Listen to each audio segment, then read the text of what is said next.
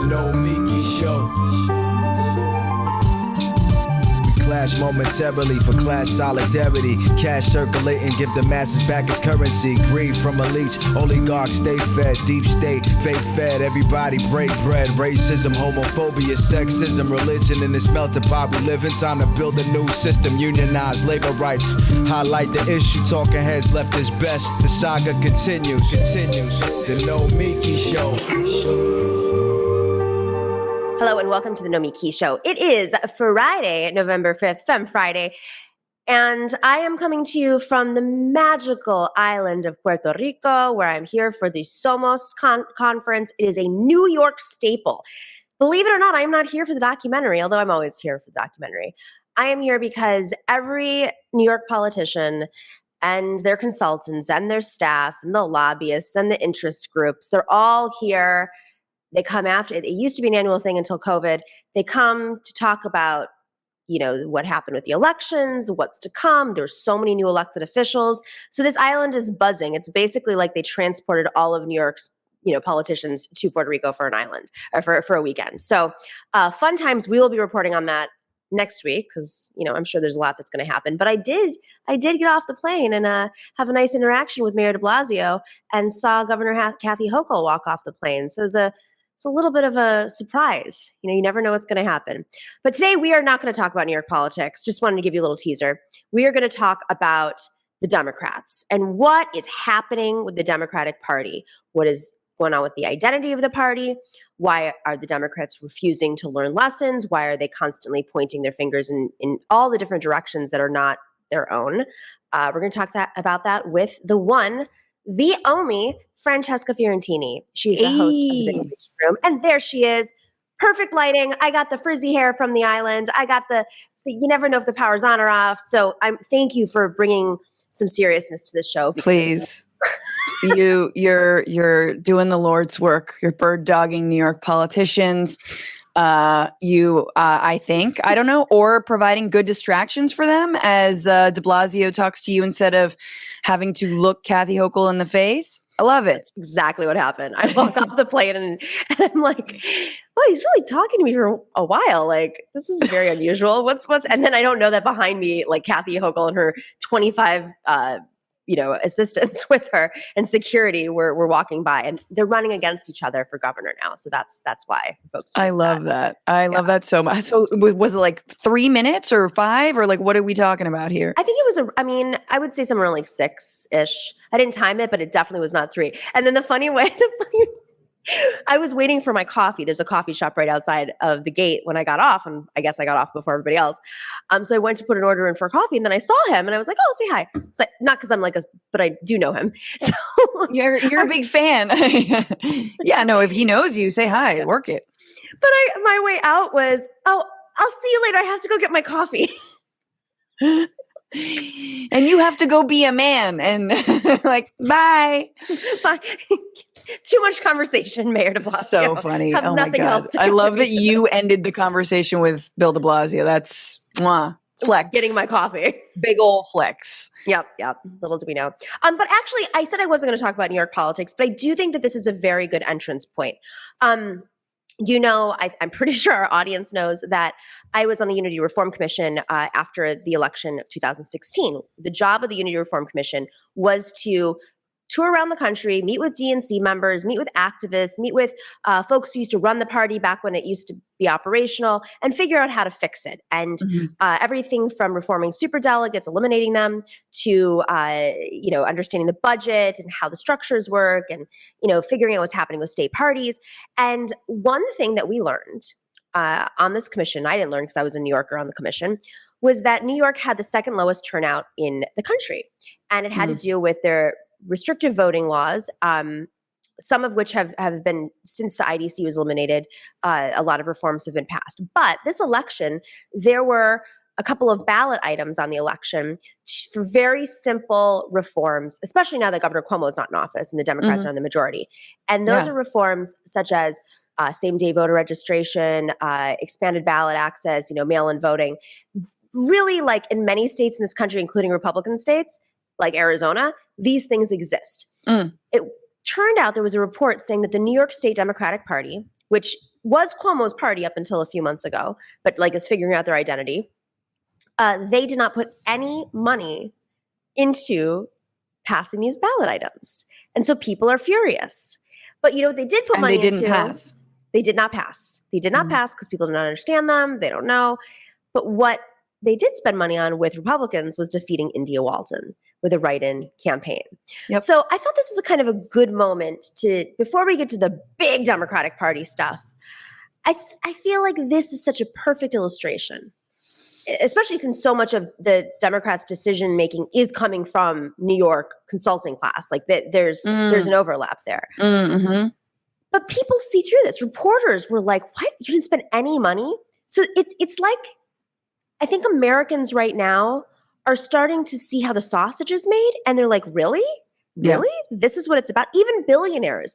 Donald Sussman, who gave $50 million to Democrats last cycle, says, "I'm not giving any more money to you guys until you figure out what's going on with voting rights, until you prioritize." Good. Yes. So even they're protesting. Yeah, when billionaires are outraged, you've got a problem. Like, you might be morally bankrupt if your donors are like, you should really do more with my money. Like, that is incredible. Yeah. And it's, I mean, other than, taxes, they're like, well, we hear about other things too. So, this is, I feel like we're beating a dead donkey. I've been on repeat for the last 7 years. It's like, welcome to my TED Talk every 2 months.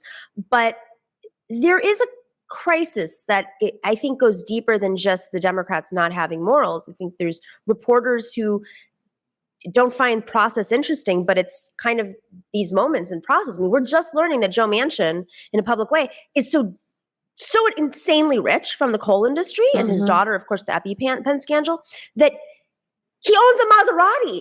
Like, what lawmaker owns a Maserati? But, Bernie Sanders and his $200 jacket that his his son got. His second home, his lake home is like a big deal. Or he made $1 million on his book. So, oh my God. I think it's been a crossroads kind of week, Nomiki. Like, I've been, I think that the stuff about New York is so stark. And it makes me think a lot about Bernie Sanders. And I was saying this the other day. I'm like cursing myself as I go to sleep, trying to sleep. Like, God damn it, fucking Democrat. And I'm thinking about Bernie. And what's so interesting about Bernie Sanders and the movement that he helped create and that he, seeded, was that he taught a lot of progressives and leftists that it is possible to work within the Democratic Party, and it's possible to pull them. It is possible to cajole. It is possible to galvanize Democratic voters and be a player. Right? Be a player. Don't be on the fringes. And I think that was really important. The problem is that the lesson of Bernie Sanders' political career is not working inside the Democratic Party. It is running as an independent despite and in the face of the Democratic Party on a local level, and then gaining power from there. That's right. So that is amazing to me, right? That and look, I am not saying that we start a third party on a national level right now. But what I am looking at are some of the local. I'm not saying that either. Oh, yeah. But what I am looking at are some of these local races, the city, whether it's city council, whether it's, the mayoral races, like in Boston where Michelle Wu won, even so all the different ways that Democratic socialists are making inroads. Yes, of course, shot down in Buffalo. But like, that may be the way that running inside the Democratic Party on a local level is, in fact, not a good idea, especially, and India Walton might have just proven that. But I'm curious as to your thoughts. No, I think it's interesting. I mean, I think as a movement see the party or expect the party to be a party, to expect it to be something that is vibrant. I even think people in the Democratic Party who are loyal Democrats and progressive expect it to be a party, meaning something that is working and breathing and evolving like the Constitution is supposed to be, It's this thing that's supposed to reflect citizens. But the reality is in most states, it's a ballot line. And so New York has a little bit of a different structure, and in Vermont, the reason why Bernie was an independent was because their elections are run differently. And so, you know, in a state like California, if you're not running as a Democrat, you're not going to win. I mean, that's just the reality, because you don't have there are no other vibrant parties, and it's really hard to, you know, to get another party on the ballot. But you know, what they've done in New York is there are many different parties. There's Working Families, there's Conservative. I think Green's still operational, if I'm correct. And oftentimes candidates like India Walton will get multiple ballot lines. The problem in a state like New York is that the party, which is basically a slush fund in New York, it's non-operational. I mean, most New Yorkers are Democrats. There are actual Democrats who are in the Senate, like Democrats, not DSA members, who don't work with the Democratic Party because it was Cuomo's utility. And so what happened with India Walton wasn't about the Democrats. It was about Cuomo's slush fund going after her because the mayor, Byron Brown, was Cuomo's guy and was previously the Democratic Party chair, just like a year ago. So, but is related to entrenched Democratic power and also the ways that it works with the right and Republicans to ensure that nothing changes and that corporate power still maintains itself. I mean, yeah, look, I totally get that, but I guess I'm just like, and the other question I have is like, how many lessons should we be drawing? So India Walton's got a slush fund working against her. Terry McAuliffe was like, you know, like, first of all, the Virginia governorship, it ping pongs, right? It's ping pong for many, many years now, goes back and forth depending on who's in the White House. And so drawing so many conclusions off of it, like, again, the only reason I feel like progressives are responding is because the mainstream media is responding and being like, this is it, you know, it's all the progressives' fault. Are they moving too left? It's all their woke shaming everybody, blah, blah, blah, blah, blah. And so I feel like we're suckered into the conversation when I'm not totally sure if if Democrats have actually lost ground, at least, you know, if it hasn't evened out, you know? Yeah. And I think, I mean, the only difference I would say is that McAuliffe won his first governorship in the first, I guess it's not midterm, but the first year after Obama won. So it's similar. Don't forget, Terry McAuliffe was a governor before. He also has name ID that no one else has. And, you know, had so much money coming to him. But when the media says like the woke shit, the people who are making the woke shit are the Republicans. You know, they're the ones who are turning CRT into something that's like, you know, a fear tactic. They're the ones who have made every woman and squad member the demon and, you know, trying to prevent them from speaking at all, which is, you know, it's a tool. It's like they go out. When the right wants to when the right wants to play their like retrograde culture war crap, we have to take it completely seriously. Oh, white people are getting so upset. And when and then on the left, it's like people on Twitter want you to use proper pronouns. Like, I don't know. Like, what are we actually talking about? Yeah. It's like people who aren't even in power. You know, you have a massive uprising around the murder of George Floyd, the biggest in our lifetimes, and it hasn't translated to any policy change because people are punished because they didn't like the defund the police slogan. Get out of here. Right. Like, it's just insane. So again, it is a little bit of the discourse, at least, is absolutely making the Democrats run from their base, their younger, growing, more diverse base, could be base, largely Bernie's base, let's be honest, largely AOC and a lot of squad base, if there was a base, making them run from that, and then looking at Republicans and being like, oh, no, they totally embrace that. And they've got billionaires astroturfing the CRT movement, like the Koch brothers and others. So it's like, that's all good. That's like genuine.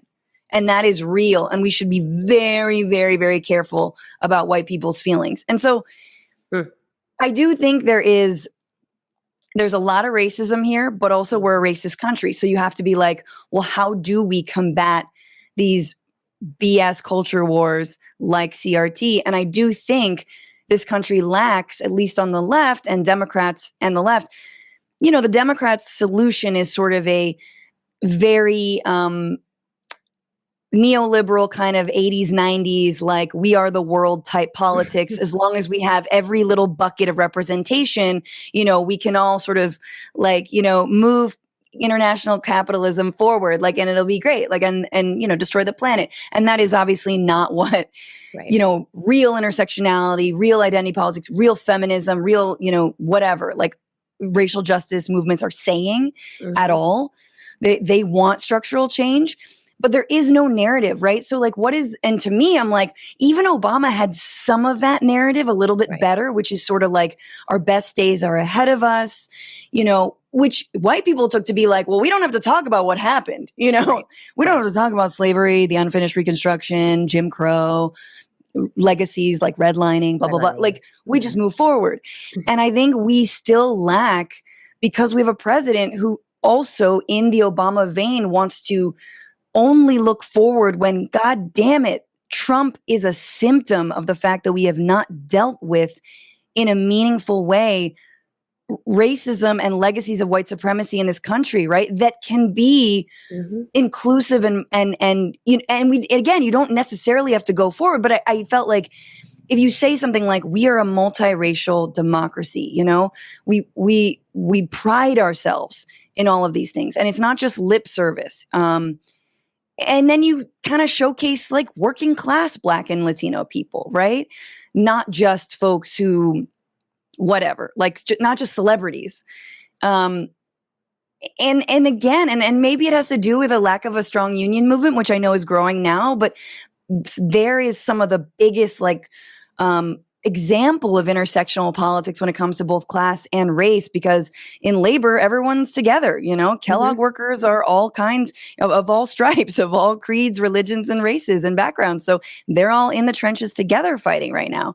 And they're pushing our leadership too. I mean, some of this, I'm of the belief, and this is probably why I folks identify me with this Democratic Party stuff is because when you really get down to it, and I think what we're seeing right now is the process is being revealed as, wait, it's this one guy standing in the way. It's not all of the Democrats, or it's this, Jay Jacobs, the Democratic Party chair. Not all of the Democrats in New York feel this way, or it's, the parliamentarian. You start to realize that the wheels of government are being controlled by just a couple of bad actors. And the DNC chair's race, I think, is a perfect example, because at the end of the day, Heath Ellison could have won that. And then in the moments in between, they did some shenanigans to move 3 votes, what their best price was or whatever it was. And then that's how he lost the election, which obviously affected how the Democratic Party works. But same thing in unions. So this is important too, is because you're having membership now in these unions push up against their leadership. Leadership, many of them are not rank and file union members that are leaders. Not all of them, but some of them.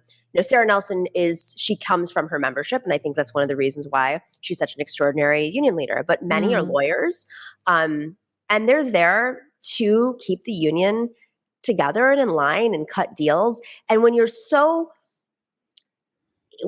used to just having to bend to whoever the governor is, and the governor controls the budget, and then that's how you're going to get, your workers protected, but the governor's a neoliberal who takes a bunch of Republican money, this all kind of moves. And I don't know, I mean, what you're saying about the intersectionality of unions too is we also have a different union movement today than we did 30, 40 years ago. It's extremely diverse, it's extremely female, and extremely radical. Yeah. So I guess we'll see. But I mean, Francesca, go ahead. Go ahead. No, you go. No, you're the guest. You had a thought. No, I just do think that it's incredibly revealing just how petty the Democratic Party can be and resistant to change. And you're absolutely right that it is, if it weren't Joe Manchin or Kirsten Sinema, it would be somebody else, right? And I do think that they are running cover for a lot of other folks. Maybe they're running cover for the parliamentarian. Once again, we don't know how that person's going to rule on this, right? So it is a little bit of a general consensus always that we will uphold the status quo, and that no, we don't want broad sweeping change. And, honestly, it is a chicken or the egg situation, because so much of this has to do with getting dark money and any kind of big money out of politics. Okay. But so long as, how the hell do you do that? How do you actually do that? It's like Kirsten Gillibrand was the only person on the stage in the Democratic primary. Her first opening remarks, get big money out of politics. And I was like, I love you. Wherever you go, I go. Like, I don't care. Like, you know, and honestly, like, someone like Gillibrand actually could be, I know she's got, like, she was buddies with Cuomo and there's a lot of bad things, but I'm like, you know, you got to look for other leaders, right? I don't think Kamala Harris is it. I wish it were AOC. I wish we had, you know, I do think she projects strength in the way that Joe Biden does not know how to project strength. So that even if you're a lib right now, even if you're like just kind of a centrist and you vote blue no matter who and blah, blah, blah, I would be super disappointed in this president for not saying, look, this is my party. This is the country that I lead. And we're all getting in line behind this because it's time we're going forward. Not being asked on a national stage, hey, what do you think of Kirsten Sinema? And saying, oh, she's smart as a devil. Ooh, you know, like, oh, she making you uncomfortable, President of the United States? So I just saw that Senator Schumer is here in Puerto Rico schmoozing. And I thought to myself, well, you know, okay, he's part of the New York political class. He should be here. It's important. But it would be great to see some activists maybe protest him and say, or at least ask him the question, hey, Senator Schumer, great that you supported India Walton because he had nothing to lose. But you know what you could do right now is maybe pressure Joe Manchin and Kirsten Sinema because you are the Senate leader that we elected to keep this stuff together, just as Joe Biden should be doing the same exact thing. Where is he? I'm sorry, where is Chuck Schumer? Oh, like, where has he been? He's literally at the hotel down the street. No. Yeah. I'll go find him. Please go find him and tell him where the hell he's been this whole time. Yeah. Because, like, well, he's doing press conferences about like bath beads. That's usually what his jam is. He finds something that's completely non-controversial that, like, oh my God, the kids are getting the bath beads, or you know. I do want to play something though, because what you just said about Senator Kirsten Gillibrand versus Senator Manchin, I think to myself, well, politicians hate to fundraise. They really do. And when you really sit down with many politicians, although not all of them, even Republicans hate fundraising. So campaign finance reform would actually make their lives easier. Yeah. There are some exceptions. And I think the exception is those who are making money off the system, which should be totally illegal and investigated, by the way, like Joe Manchin. So let's play this clip of Joe Manchin leaving his garage in his Maserati. And he tried to run us over.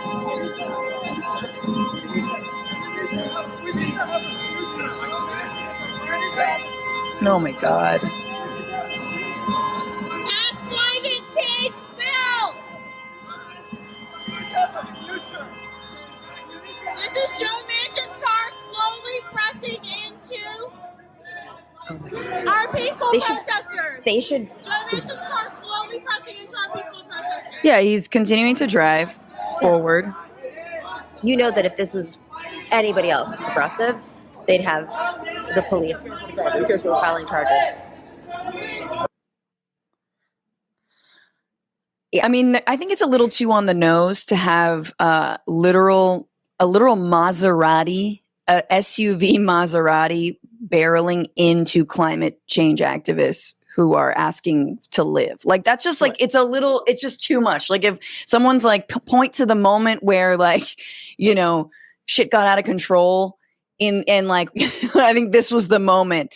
Obviously he's not barreling into them, but it's just like, ugh, it just drives a knife so deep. And kudos to the Sunrise movement, you know, which is interesting because Sunrise, Sunrise has tried to play the electoral game. They've been on the inside of some discussions, and it looks like that $555 billion that is part of the Build Back Better Act, if it even gets passed, doesn't include some provisions that would actually help reduce emissions, which are basically penalties on corporations that don't obey the standards, or, you know, and so it's like, or any taxes, because Manchin wanted all that stuff gone. And so they have every right to be mad and be out in front and standing in front of his Maserati, because and if you say that these are just unruly activists, obviously we know that's not the truth, because these are literally people who've also been inside the halls of Congress.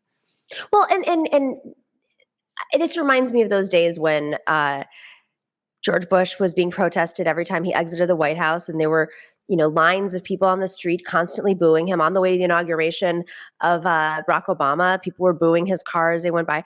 I think maybe we have a little fatigue, but that it's like seeing those dictators when they exit their there should be hundreds of people constantly following him around, and kudos to them, but that is what's going to make his life uncomfortable. He is different than Cinema. She's just a complete, this is a man who, number one, should be investigated for any sort of insider activity that's happening there, and the fact that he's making so much money on the outside that he has a Maserati.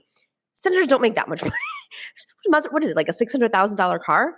So this is an ethics violation.